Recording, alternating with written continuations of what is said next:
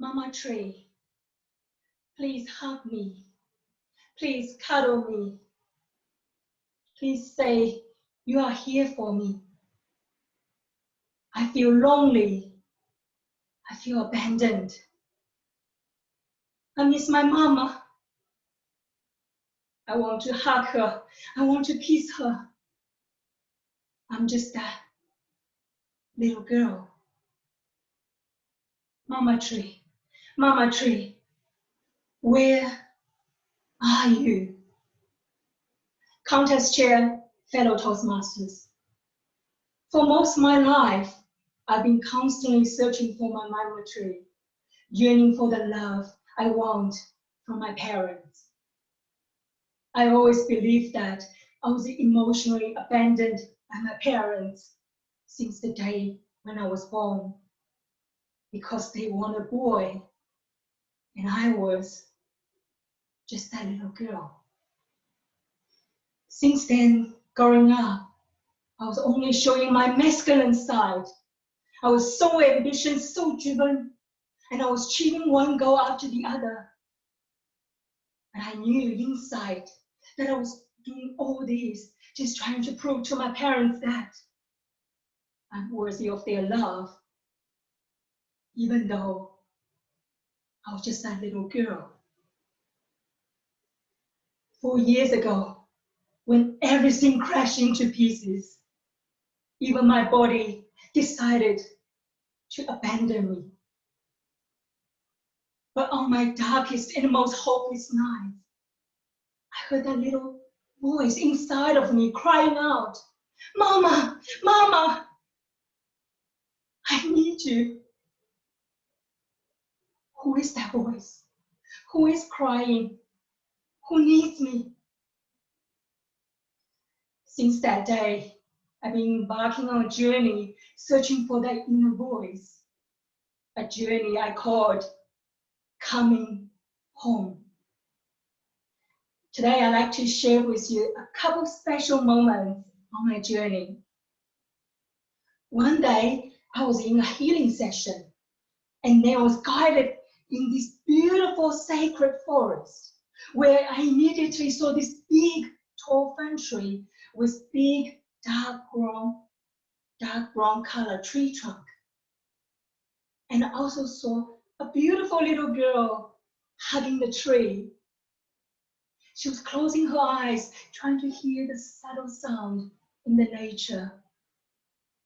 She gently touched the wet skin of the tree trunk, trying to feel the moisture that nurturing all the living beings on the tree. It was so peaceful, so soothing. "Mama, Mama!" Suddenly that voice appeared again, and it was getting louder and louder, and then turned to shouting and yelling in despair, "Mama! Please, please don't abandon me. Please say you love me." Who is that? Who is abandoned? Who is asking for love? And who is that little girl?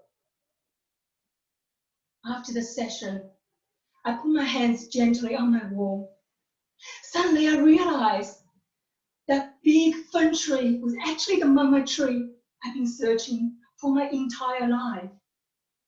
And that little girl, who I never knew existed before, was my little inner child, my little princess. She's always living inside my womb, looking to hug her mama tree and the love from her mother.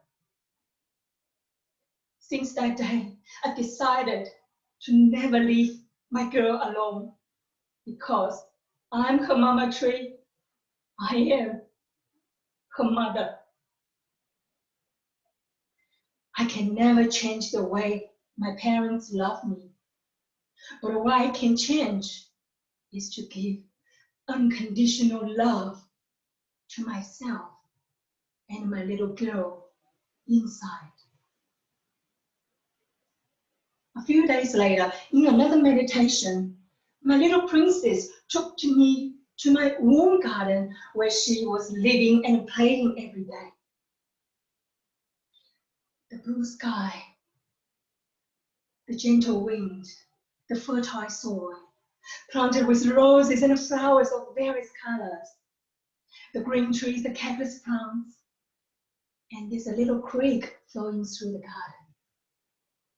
Squirrels and meerkats, all the animals are freely hopping around. And then there's a mama bear cuddling the baby bear. I've never thought in the deepest part of my womb is such a beautiful garden. 4 years ago, chemo and radiation made me believe that my womb had been damaged, but it is not. It is indeed beautiful. It is hopeful, it is joyful, and it is blossoming. My beautiful womb garden, where my core essence comes from, my true self resides.